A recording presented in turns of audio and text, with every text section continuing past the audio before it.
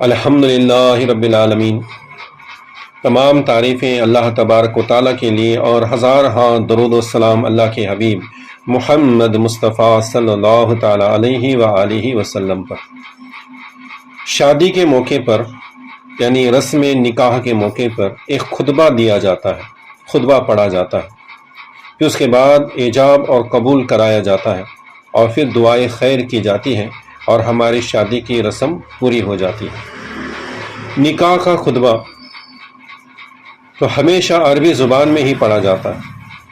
ہم اس خطبے کو بس ایک حصول برکت کا ذریعہ سمجھ کر سنتے ہیں، ایک رسم مان کر اس کا اہتمام کرتے ہیں، لیکن خطبہ صرف ایک رسم نہیں ہے اور صرف برکت حاصل کرنے کے لیے نہیں پڑھا جاتا، بلکہ اس کے ذریعے ایک اہم پیغام دیا جاتا ہے، ایک بڑی قیمتی نصیحت کی جاتی ہے جو ہماری زندگی میں تبدیلی لانے کے لیے کافی ہے، لیکن ہم اس نصیحت کو سمجھتے نہیں تو پھر عمل کرنے کا سوال نہیں آتا۔ بہرحال ہمیں جاننا چاہیے کہ خطبہ جو پڑھا جاتا ہے آخر اس میں ہمیں کیا نصیحت دی جاتی ہے، اس میں ہمیں کیا پیغام دیا جاتا ہے۔ تو سنیں، نکاح کے موقع پر جو خطبہ پڑھا جاتا ہے اس میں سب سے پہلے اللہ تبارک و تعالیٰ کی حمد و ثنا کی جاتی ہے، اللہ تعالیٰ کے معبود ہونے یعنی بس وہی عبادت کے لائق ہونے کا اقرار کیا جاتا ہے، اس کے ایک ہونے کا اقرار کیا جاتا ہے، اور رسول اکرم صلی اللہ تعالیٰ علیہ وآلہ وسلم کے رسالت کا اقرار کیا جاتا ہے، درود پاک پڑھا جاتا ہے، اور پھر قرآن مجید کی 4 آیتیں تلاوت کی جاتی ہیں۔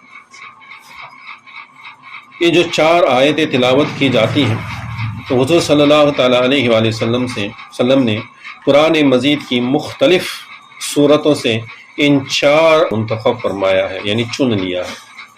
اگر صرف حصول برکت کے لیے پڑھنا ہوتا تو آیت الکرسی سب سے بڑی برکت والی آیت کریمہ ہے، آپ اسے منتخب فرماتے۔ سورہ فاتحہ جو کہ ام القرآن کہا جاتا ہے، اور پھر اللہ تبارک و تعالیٰ کی بڑائی بیان کرنے والی بہت ساری معروف آیتیں ہیں، لیکن اللہ تبارک و تعالیٰ نے اپنے حبیب کے ذریعے ان 4 آیتوں کو منتخب فرمایا جو خطبہ نکاح کے وقت پڑھی جاتی ہیں۔ تو یہ صرف حصول برکت کے لیے نہیں، بلکہ اس کے ذریعے تمام لوگوں کو ایک اہم پیغام دیا جاتا ہے۔ تو سنتے ہیں کہ وہ پیغام کیا ہے۔ جو سب سے پہلے قرآن مجید کی آیت پڑھی جاتی ہے وہ سورہ نساء کی پہلی آیت کریمہ ہے۔ سورہ نساء 4 نمبر کی سورت ہے قرآن مجید میں، اور اس کی پہلی آیت کریمہ ہے جس میں فرمایا گیا کہ اے لوگوں، اپنے رب سے یعنی اللہ سے ڈرو، جس نے تمہیں ایک جان سے پیدا کیا اور اسی میں اس کا جوڑا بنایا، اور ان دونوں سے بہت سے مرد اور عورتیں پھیلا دیے۔ یعنی اس آیت کریمہ کے اس حصے میں ہمیں بتایا جا رہا ہے کہ اے لوگوں، تم دنیا بھر میں جہاں کہیں ہو، چاہے جس قبیلے کے ہو، چاہے جس ملک کے ہو، چاہے تمہارا رنگ جو بھی کوئی ہے، تم سب کا خالق اللہ تبارک و تعالیٰ ہے، اور تمہارے سب کے ماں باپ آدم اور حوا علیہ السلام ہیں، اس لیے تم سب ایک دوسرے کے برابر ہو، کسی پر کوئی فضیلت نہیں، نہ گورے رنگ والے کو کالے رنگ والے پر فضیلت ہے، نہ امیر کو غریب پر فضیلت ہے، بلکہ سب اللہ کی بارگاہ میں ایک دوسرے کے برابر ہیں۔ ہاں، اگر کسی کو اللہ کی بارگاہ میں کوئی فضیلت ملنی ہے، عزت ملنی ہے، وہ تقویٰ اور پرہیزگاری کی بنیاد پر ملنی ہے۔ جو تقوی والا یعنی اللہ کو ڈر کر اپنی زندگی گزارنے والا ہوگا، جو پرہیزگاری کے ساتھ زندگی گزارنے والا ہوگا، عبادت گزاری کے ساتھ زندگی گزارنے والا ہوگا، تو اللہ کی بارگاہ میں عزت پائے گا اور مرتبہ پائے گا۔ پھر آیت کریمہ میں آگے فرمایا جاتا ہے کہ اے لوگوں، اللہ سے ڈرو جس کے نام پر تم مانگتے ہو، اور اپنے رشتوں کا لحاظ رکھو۔ یعنی آیت کریمہ میں ہمیں بتایا جا رہا ہے کہ اے لوگوں، اللہ سے ڈرو، انسان ہو تو انسان کی طرح رہو، اپنے رشتوں کا لحاظ رکھو۔ اب اس نکاح کے ذریعے، شادی کے ذریعے نئے رشتے بنیں گے، ان نئے رشتوں کو بھی تمہیں اپنے خونی حرمت والے رشتوں کی طرح نبھانا ہے، یعنی ساس اور سسر کو اپنی ماں باپ کی جگہ سمجھنا ہے، ننند اور دیور، سالہ اور سالی کو اپنے بھائی بہن کی طرح سمجھنا ہے۔ ہر رشتے کا ادب کرو، لحاظ کرو، عزت کرو۔ اللہ کے نام پہ تمہیں یہ رشتے ملے ہیں، میاں بیوی بنے ہو، ان رشتوں کے حق ادا کرنا اب تم پر واجب ہے، اور یاد رکھو بے شک اللہ تمہیں ہر وقت دیکھ رہا ہے۔ پھر دوسری آیت کریمہ میں جو سورہ آل عمران سے ہے، سورہ آل عمران کی آیت نمبر 102 ہے، اس آیت کریمہ میں فرمایا گیا ہے کہ اے ایمان والوں، اللہ سے ڈرو جیسا اس سے ڈرنے کا حق ہے، اور کبھی نہ مرنا مگر مسلمان۔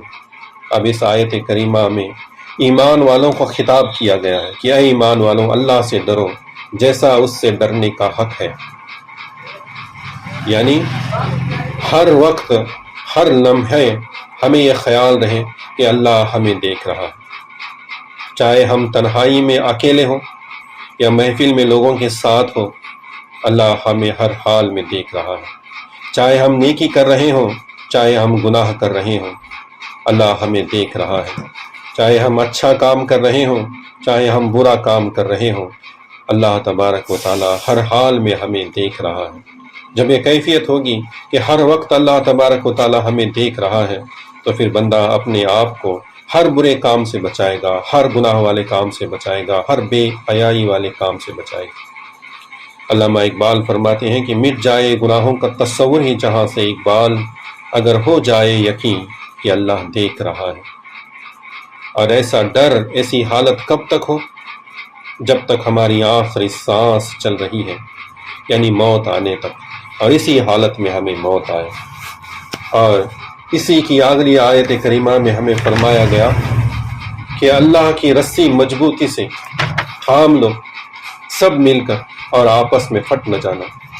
اللہ کی رسی کیا ہے؟ قرآن مجید، رسول کریم صلی اللہ تعالیٰ علیہ وآلہ وسلم اور اہل بیت۔ ان تینوں کو تھام لو، تم کبھی گمراہ نہیں ہوگے۔ قرآن سے محبت کرو، قرآن پڑھو، قرآن سمجھو، اور قرآن کے احکاموں پر عمل کرو۔ رسول کریم صلی اللہ تعالیٰ علیہ وآلہ وسلم سے محبت کرو، ان کی سنتوں کو اپنی زندگی میں اپناؤ۔ اہل بیت سے محبت کرو اور ان کے زندگی گزارنے کے طریقہ کار پر اپنی زندگیوں کو گزارو۔ دنیا اور آخرت میں کامیاب ہو جاؤ گے۔ لوگوں، ہمارا اللہ ایک ہے، قرآن ایک ہے، ہمارا کعبہ ایک ہے، اور ہمارا رسول ایک ہے، تو پھر ہم ایک کیوں نہیں ہوتے؟ الگ الگ گروہ میں بٹ جاؤ گے تو یاد رکھو کہ مٹ جاؤ گے۔ بس سب مل کر ایک ہو جاؤ۔ ایک ہونے میں عزت ہے، طاقت ہے، بھلائی ہے، نجات ہے۔ اور پھر تیسری اور چوتھی آیت کریمہ میں جو کہ سورہ احزاب سے ہے، سورہ احزاب سے ہے، آیت نمبر 33، سورہ احزاب سورت نمبر 33 ہے، اور اس کی آیت نمبر 70 اور 71 میں فرمایا گیا کہ اے ایمان والو، اللہ سے ڈرو اور سیدھی بات کہو، تو اللہ تمہارے اعمال بھی سنوار دے گا اور تمہارے گناہ بخش دے گا۔ جو اللہ اور اس کے رسول کی فرما برداری کرے، اس نے بڑی کامیابی حاصل کی۔ اللہ نے ہمیں باتیں سیدھی کرنے کا حکم دیا ہے۔ ٹیڑھی باتیں، تانے مارنے والی باتیں دلوں کو زخمی کرتی ہیں، اور زخمی دلوں میں رشتے بھی کمزور بنتے ہیں اور رشتے ٹوٹ جاتے ہیں۔ زبان پاک ہے تو دل پاک ہے، دل پاک ہے تو رشتے بھی پاک ہیں اور مضبوط ہیں۔ تم زبان سنبھالو، اللہ تمہارے کاموں کو سنوار دے گا، تمہیں معاف کر دے گا۔ اور یاد رکھو، سب سے سچی کتاب قرآن ہے، اور قرآن کہتا ہے اللہ اور اس کے رسول کی فرما برداری کرو، اسی میں سب سے بڑی کامیابی ہے۔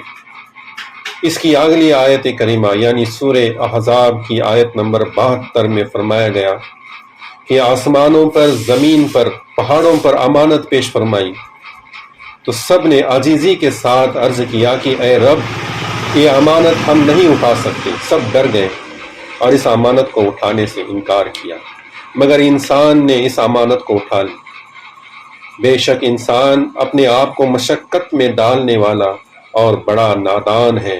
قرآن مجید میں فرمایا گیا انہ کان ظلوما جہولا.